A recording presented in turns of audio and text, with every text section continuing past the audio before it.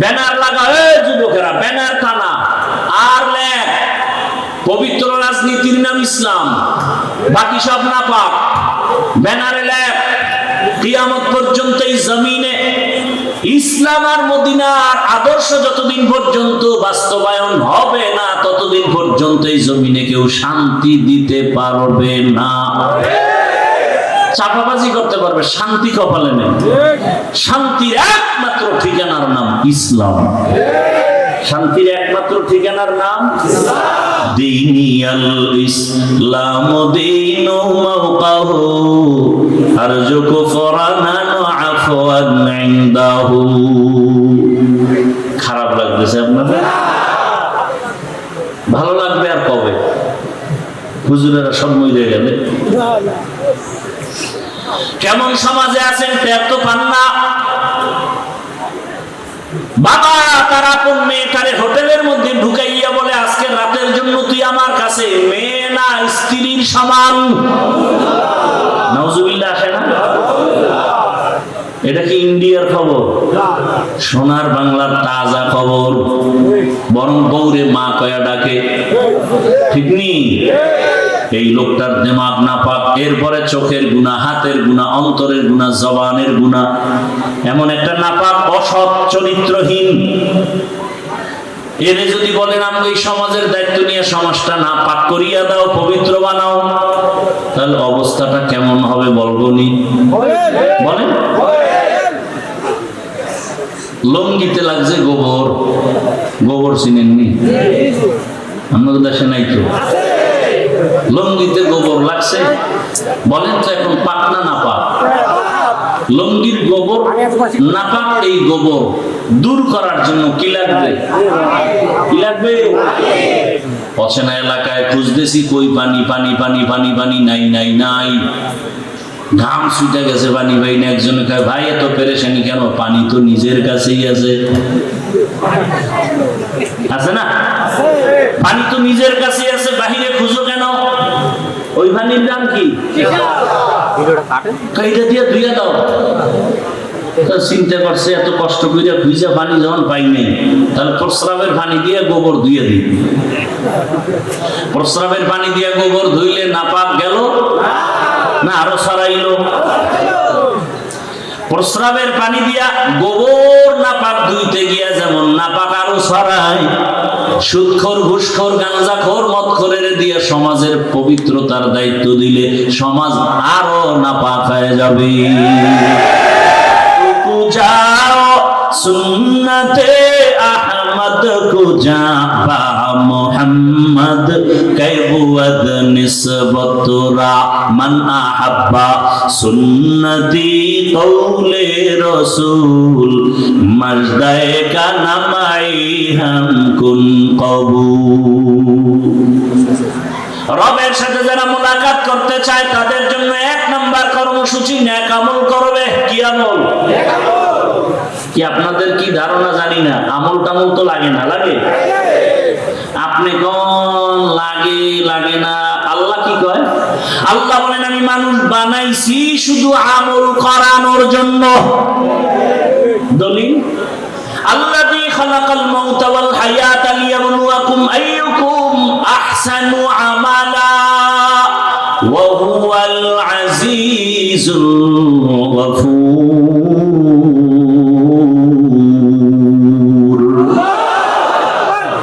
अमल से जिंदगी बनती है, जन्नत भी जहन्नम भी। ये खाके अपनी फितरत में न नूरी है न नारी। আমি আপনাদের পেশের কথা কম বলি, সহজে যেন সাধারণ মানুষ আমার বয়ান বুঝতে পারে, এজন্য সংক্ষেপ সংক্ষেপ ছোট ছোট কথা দিয়ে উদাহরণ দিয়ে বুঝাই। আমারে সহজে জবাব দেন সবাই। পেশ গোছের কথা নাই, সহজ জবাব দেন তো। ইশরাক, আউয়াবিন, চাষ, তাহাজ্জুদ রাসূল পড়ছেন? সাহাবায়ে কেরাম এই আমলগুলো করছেন? আপনি কি সাহাবায়ে কেরামদের থেকে বড় ওলি হয়ে গেছেন? তা আপনারা কোন বেঈমানে বললো যে আমল লাগে না? কোন বেঈমান? আল্লাহকে আমলের জন্য পাঠাইছে। কোন আল্লাহর দুশমন আপনাকে কানের মধ্যে আওয়াজ দিল যে আমল লাগে না? অথচ যার যত আমল ভালো তার ইমানের পাওয়ার ভালো। কিয়ামতের ময়দানে যখন জান্নাতীরা জান্নাতে যাবে, এই কি সমস্যা কি?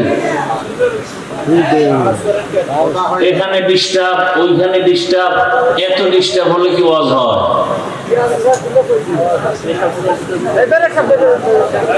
আল্লাহ একবার আনছে, আর কবে আনবে জানি না। আল্লাহ হেফাজত। এখানে সব ফেরেশতা, সবাই যদি ফেরেশতা তো মোবাইল হারায়। এই মোবাইল গুলো কারা না? ফেরেশতারা তো নিত না, ওরা তো মোবাইল চালায়। চিন্তা করতে পারেন কেমন মায়ের কুসন্তান যে একটা বেহেশতের বাগান এসে মোবাইল নিয়ে যায়। আমাকে আর অল্প টাইম 5-10 মিনিট কথা বলার সুযোগ দিবেন আপনারা? এটা মুখস্থ করে বয়ান করা যায়। একটা লাইনে কথা বলতেছি, হট করে ডিস্টার্ব শুরু হয়ে গেছে। কি কথা বলতেছিলাম তো ভুলেও গেছি। কি বলতেছিলাম?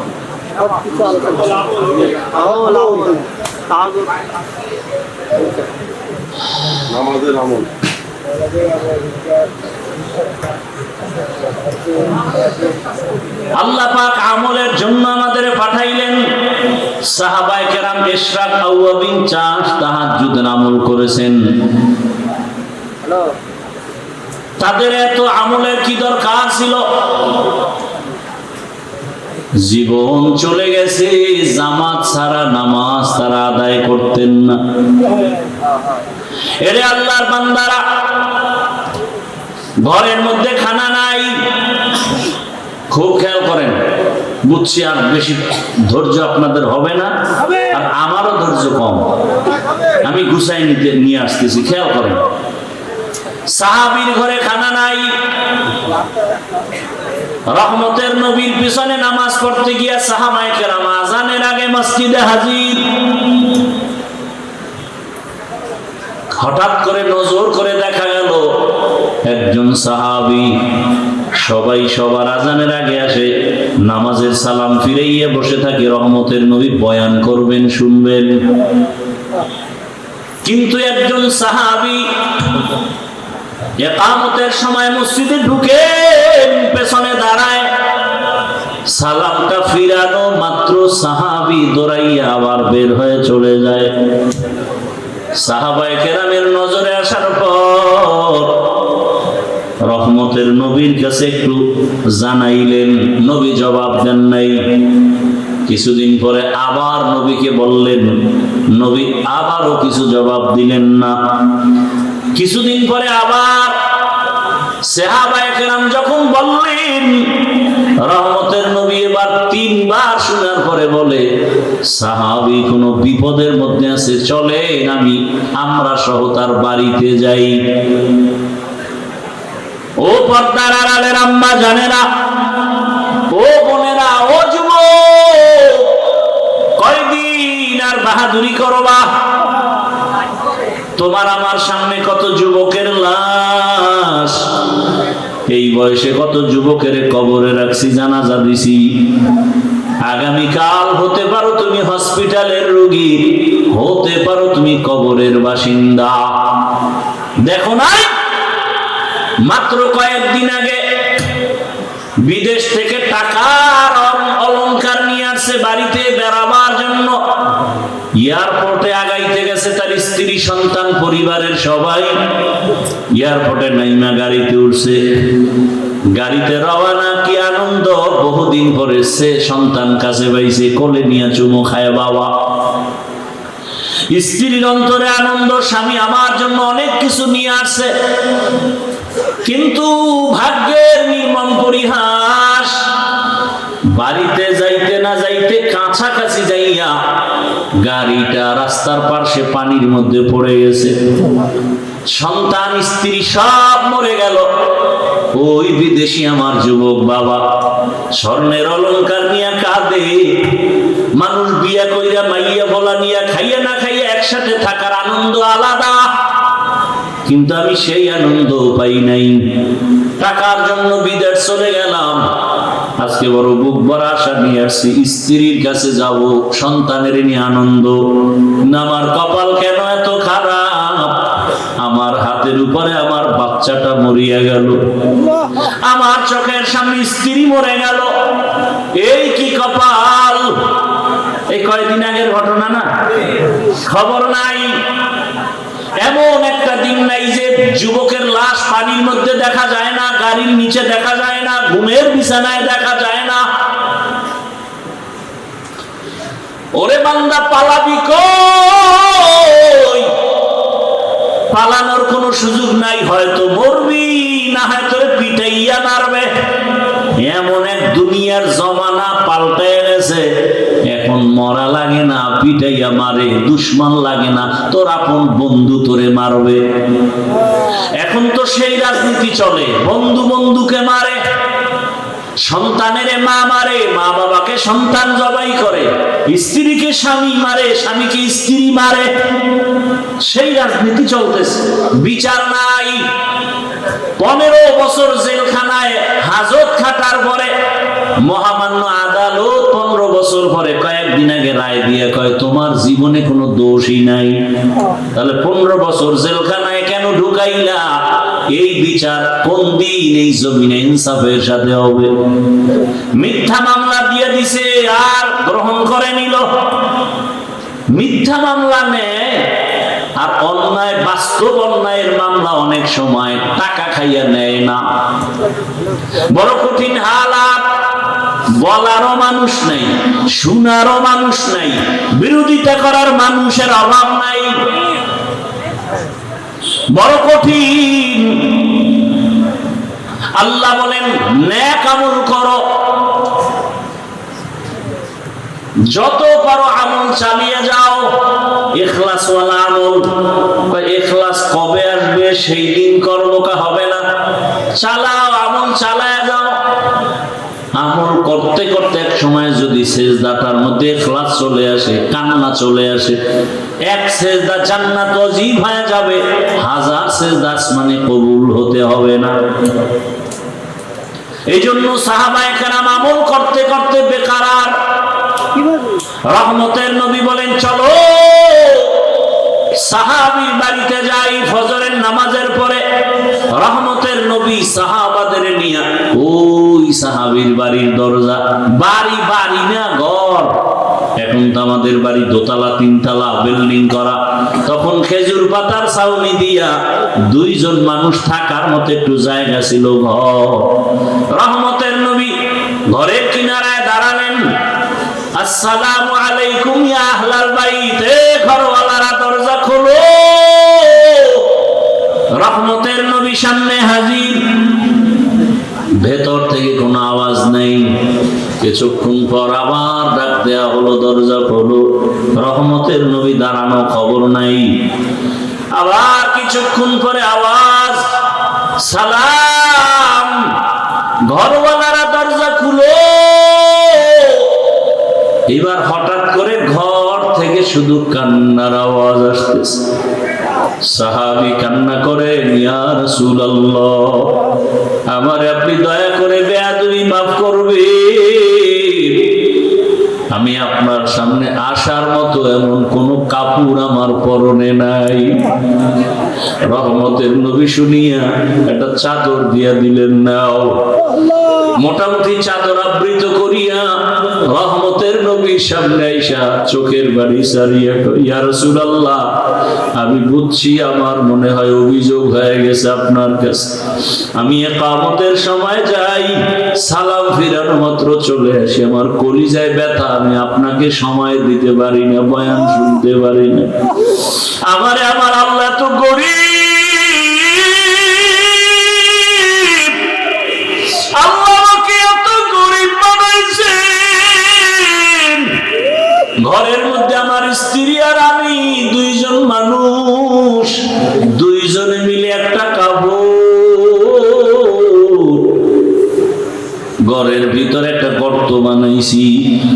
আমার স্ত্রীটাকে গর্তের মধ্যে রাইখা কাপড় পরে আমি দৌড়াইয়া নামাজের পিছনে দাঁড়াই, সালাম ফিরানো মাত্র আবার দৌড় দেই, আইসা আমি নিজে গর্তের মধ্যে ঢুকে কাপড় দেই, বিবি যাও তুমি নামাজ আদায় করো।